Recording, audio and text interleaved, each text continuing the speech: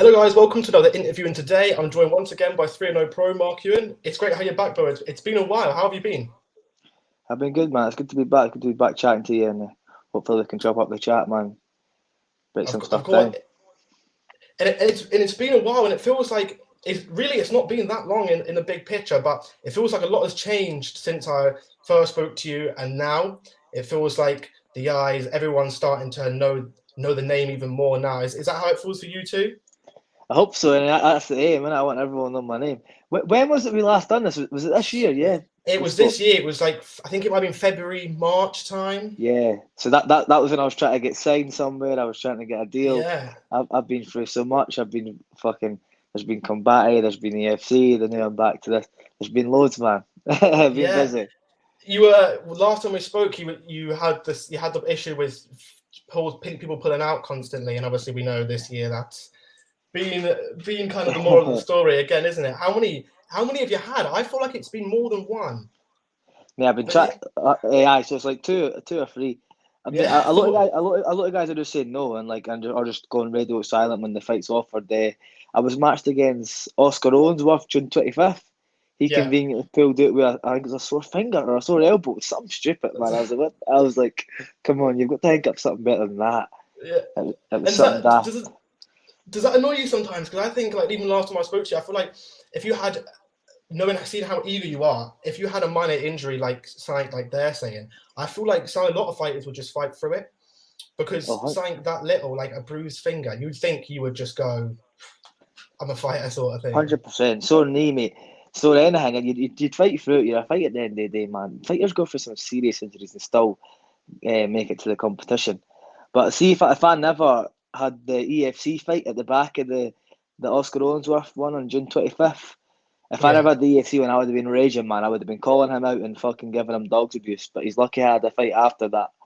He had yeah. that. So I had that one booked for June 25th, and I had the EFC 16th of July. So he's lucky I had that one. He'd be getting a fucking mouthful. Yeah, because you were saying I asked you about would you start calling people out, and you said it's not your game really, but if it needs to be, then it will, because you had a plan to be quite active, and unfortunately, obviously, things have just you're facing the same issues. Do you feel now that you've fought with EFC and had more eyes on you that this might change and people might now be a bit more game, or do you think this could cause even more issues for you? I don't really know, man. It's a hard one. Like, obviously, Oscar pulled out. I got that one in the EFC. Hopefully, man, I can try and get some more fights in. Like, I've only had one fight this year, mate. My coach was saying to me, like, you've only had one fight this year. I was like, mate, that is actually gutting. It's gutting to think that. I was talking about how active I was going to be. I was saying I was going to get 5 fights or something. I reckon I'll probably get Yeah, by the end of the year, but there's no way I'm getting one. Yeah, I mean, I can't have one fight. I've been trying. yeah, The funny thing is, from the start of the year when I spoke to you, like February, January, I was trying to get matched. Couldn't get matched for ages. I was going to break it right down. Couldn't get matched. yeah. Ended up signing with a management company called OTR, so it's on the road management, and they Mhm. came to me saying they can get me on Combat Global, which is a big Latin American show. I was like, Yeah, boom. So I signed with them, hoping that they'd get me a fight as soon as possible. So yeah, I signed with them and I signed with Combati, and then Combati said, right, we'll get you out June 1st. I'm like, brilliant. Well, at first I was a bit, fuck, that's a bit far away. I'm sure it was like March, April I signed. I was like, I want to fight mhm, ASAP. They're saying June. yeah, It was a big deal. It's a big show. I thought, fuck it, I'll just make sure I get a great camp for it. I'll make sure I train yeah, hard, make sure I really got there and perform. So I'm waiting till June 1st. Still, there's no opponent for a while. It's like it must be like May, and there's still no opponent. There's nothing. Then I get told, oh, it's actually July 1st now. They can't get you to June 1st.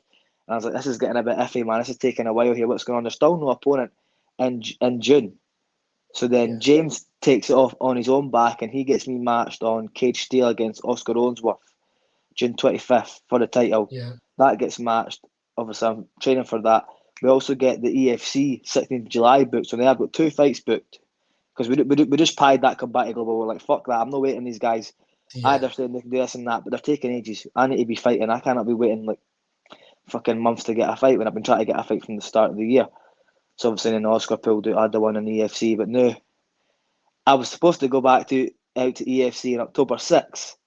But we've had a recent call. Me and Kay had a call with a matchmaker in the EFC, and they've said that they can't afford to bring us back out. It's costing them too much to bring us back out. But I have signed a 5-fight contract with them, so they're going to need to release me from that, and I can go and do whatever I want now. So as of now, I'm a free agent looking at getting signed up to some big shows. So there's so much. So it looked like you had 3 fights scheduled nearly at once at one point, and one of them went through, and that was the last one. So were you just accepting fights just in case, sort of thing? Just get me in there. Like I'm saying, I want to be active, so I'll accept fights, and I'll accept fights in advance, like every couple of months. I don't mind that. I know I'll be ready for them. I know I'll just keep fighting and fighting and fighting. But I'm lucky I had them fucking all booked. Do you know what I mean? Because 2 of them fell through. The Cage Stilled one, that was very short notice for put out, wasn't it? I remember about a week. Yeah. About a week, I was raging, man. I went on holiday and that. Well, basically, I had a holiday with my missus' family over in Santa Ponsa. I was over there, like it wasn't even a holiday. I was training camp, mate. I was literally going mad runs. I found a gym over there. I was training over there. I was cutting weight, like dieting and stuff. And then I get back from the holiday and he pulls out. I was like, "You motherfucker, man!" I was raging. I was like, "I could have been good. I could have been living the life." You know what I mean? Yeah, all the food you could have had. Do you find that hard to? I've always thought about this, that preparing for fighters, it doesn't seem like you have a preparation. It's just not for a certain fighter. You just prepare, and that's what matters to you at the end of the day. It doesn't seem is there much strategizing? Because there surely can't be, because the guys you're fighting are either so just random or they could pull out. So it seems really difficult to train for a certain type of fighter. I never trained for a certain type of fighter myself. I just prepare myself and make sure I'm in the tip top shape and the best possible version of myself I can be. And I really, when I'm the best version of myself, there's nobody that can beat me. So I don't really focus on anybody else's strategies or their strengths. So that obviously I'm aware of their strengths, but I'm never ever focusing on them. Yeah, I mean I focus on myself. I focus on my own strengths. And so you signed a 5-fight deal with EFC, and now what? They've just completely released you now. Well, basically, when you sign with them, you need to sign a 5-fight contract, but it's non-exclusive, so I could fight wherever I wanted anyway. I could go fight in any other show as long as it's not in Africa. So I signed that, and then obviously I was speaking to them, and they were like, "Listen, I signed a fucking fight for October 6th because when I was out there, obviously I smoked that guy, and I was calling my shot right away. I wanted to be active. I said, "Listen, I will get me out here in October, get me out in December. There's 3 fights by the end of the year. I'm happy with that, and I like certainty. I like a schedule. I like to know when I'm going to fight." So I kind of told them that, and they were cool with that. Once we got home, obviously, I had an opponent and stuff, and then never heard much. The thing is, the problem with them, they go radio silent for a long time. You can't get a hold of them.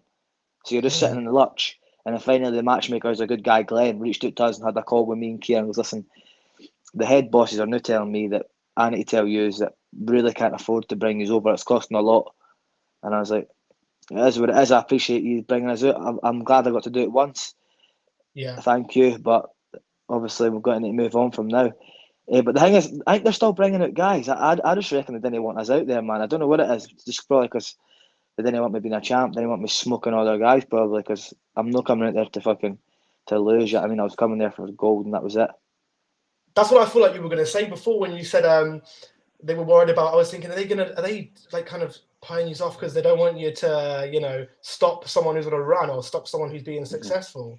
Is that what it's starting to look like? Because it's starting to sound like that could be the case. That's what I thought, and a couple of people have said to me they probably think that's the case. Just because, obviously, when I went out right away, like I'm beating up one of the prospects at Adrian Sanchez, and I was willing to fight anybody to get to the gold and win the belt, and I would have beat them all.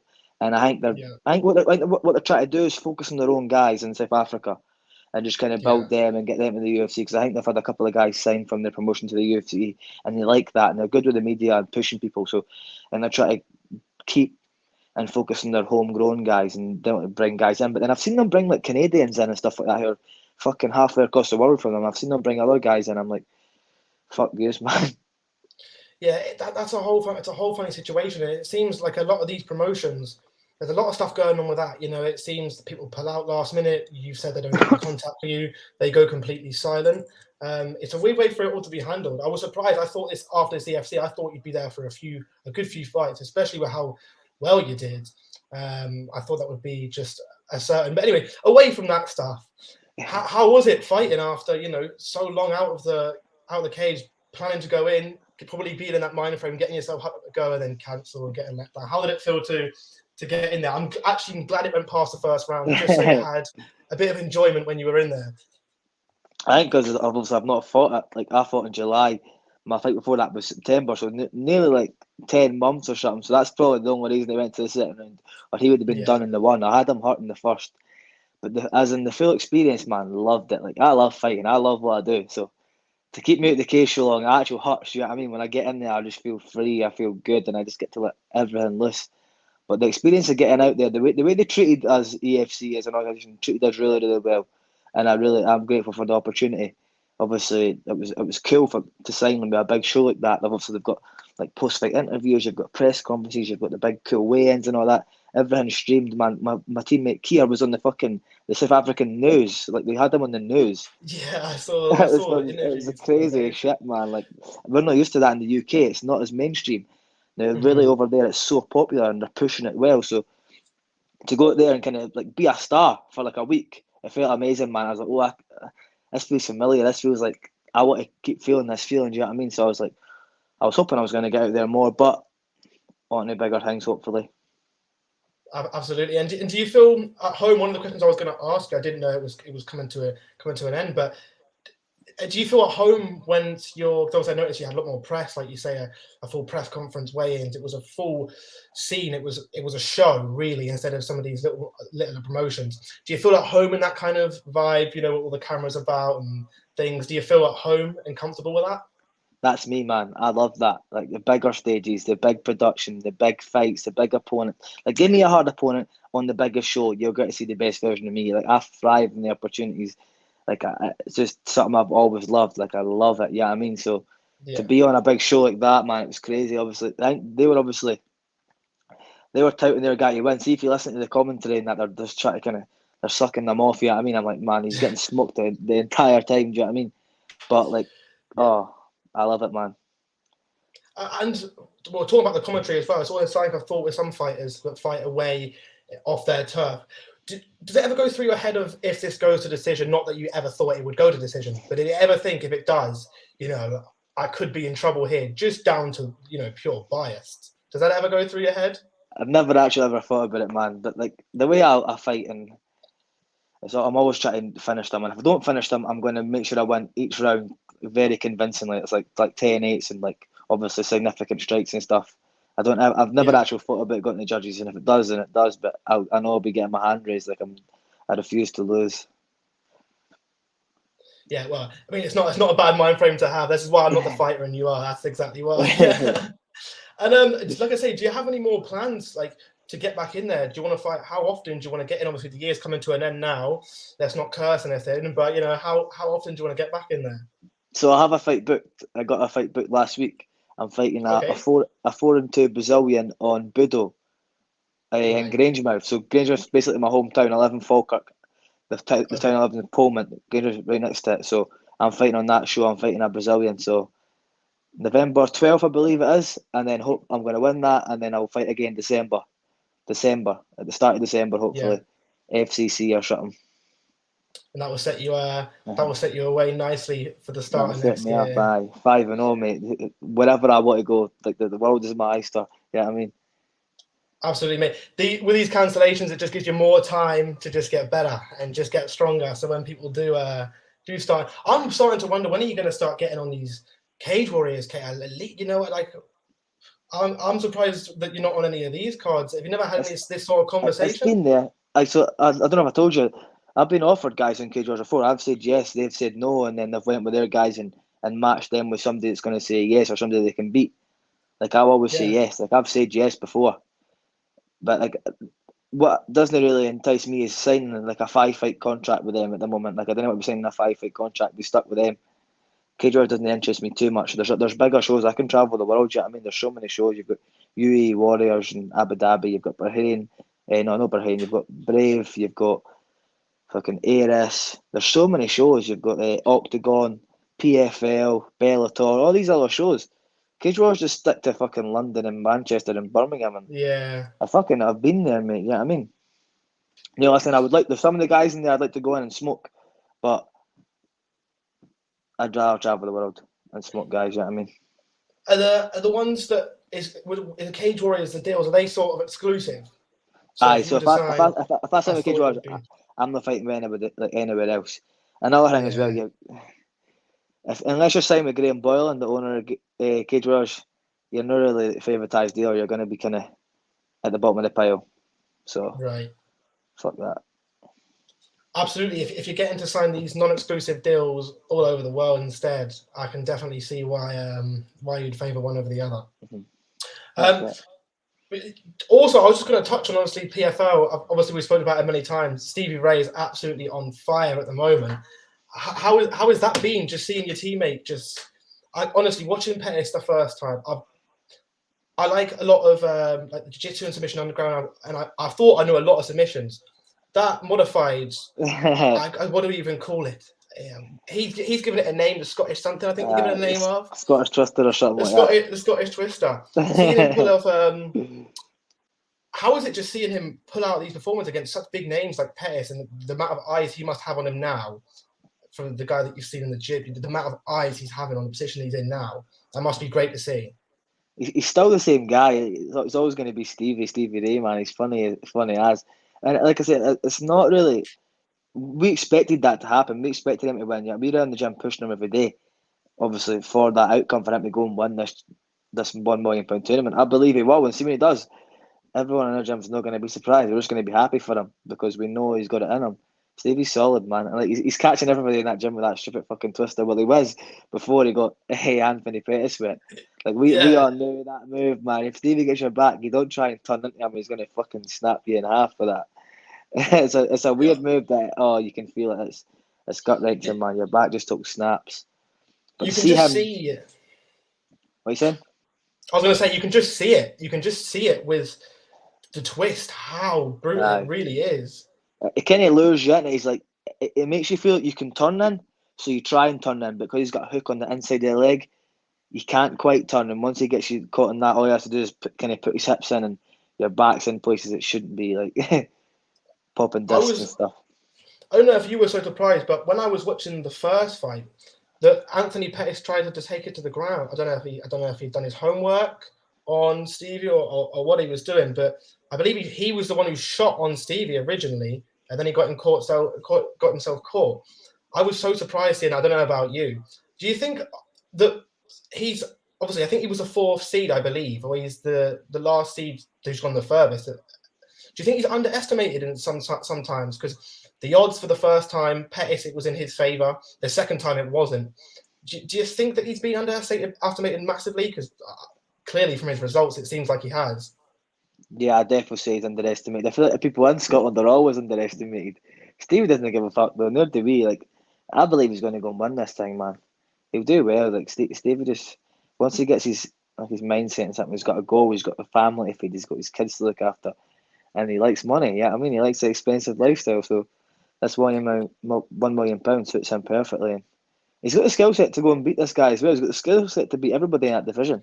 He started slow against that Martinez, but he hadn't fought in nearly like fucking, I think it was like 2 or 3 years. It was something, might have been 2 years, but it was ages anyway. He hadn't fought in a long time. Went against Martinez, went the distance, lost. Then he's came back, beat Pettis twice. And he's going to go in and beat this Olivia and win the £1 million tournament and be a world champion. And hopefully I can join PFL next year and join him in there, man. Hopefully, with my teammate, I'll be good.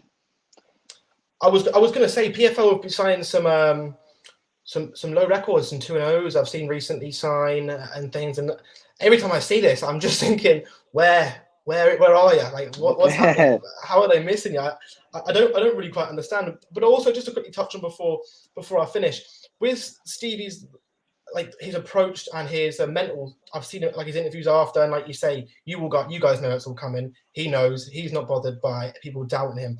How does that rub off on other people in the gym, especially the younger lot, seeing him, be on such a big stage and still with the exact same guy and not be bothered by kind of other people's opinions? Does that kind of grind off on other people in the gym? Yeah, definitely goes on everyone in the gym. Like the younger guys, it's all the young guys that are pushing him for his fight camp. Like there's a lot of young guys in. Like, he's got like Sean Clancy, he's got young Lorenzo, he's got me, and that we're all the younger guys in the gym, and we're pushing him as hard as we can so he can go and win this £1 million tournament. Do you know what I mean? Yeah. So but Stevie might be older in his career, but he's definitely a long way from finished. Yeah, I mean, he's just getting started once he wins this. Like he's got a family to feed. He's never getting injured anymore. His knees and that are all sweet. He's firing and wiring in all the right places, man. He's killing it. It's good to see. I'm really, really proud of him as well, coming back, obviously, after being retired and that, right into the PFL and then getting like tough guys like Anthony Pettis, man. It's crazy. See, when that fight was announced at first, I was like, fuck, this is crazy, man. I was like, a guy from our gym, from our team is fighting Anthony Pettis, a former world champion. Like, that is inspiring for me, let alone the other guys. But to see Stevie go and beat Anthony Pettis, I'm like, it's fucking doable. Yeah, I mean, you can see it. It's within touching distance. I wish I was there for the fight, you know. I wish I was in his corner. That would have been unreal. And it was, like you say, it's the way he grinded out Pettis. He didn't just make Pettis he made Pettis not look like who Anthony Pettis is at all. Especially in the second fight, Anthony everything. Stevie just nullified everything. And that mindset, I feel like, rubs off all the guys I've spoken to, all the guys we've had. Obviously, my friend Lenny spoke to Kia Harvey as well. You all seem so level-headed with it all. And like I say, is that everybody in the gym? Is that just how all of you are like? That's a culture, man. That's a culture that James has developed. Everyone's headstrong and they're like, we'll shoot to kill. Never sell yourself short. Big dreams, big goals, world champions. Like, I believe in the near future we're going to have multiple guys in the UFC. I'm going to say it, multiple champions in the UFC. We're a team to be reckoned with, man. If you look at our team, you look at all the people that travel to our gym in Scotland to train with us. There's a reason for it. The culture's just different. Well, mate, just speaking about it, I want to see a fight now. If we can just sort something out, what was it, for the weekend? It'll be good to see. Well, I look forward to seeing anytime, get me a fight, bro. Listen, we'll get it arranged. We'll get somebody. Next time, like I say, a bit closer to your fight. I'd love to have you on again. It's been good, and we'll catch up again very soon. Thank you very much for joining me. No worries, man. I appreciate you having me on and kind of chatting and stuff. We'll do it again very soon. So, Mark, you're in fight soon. What is it? We're 4-0. Come very soon. 5-0 by the end of the year, though. 100%. You know it, man. Thank you.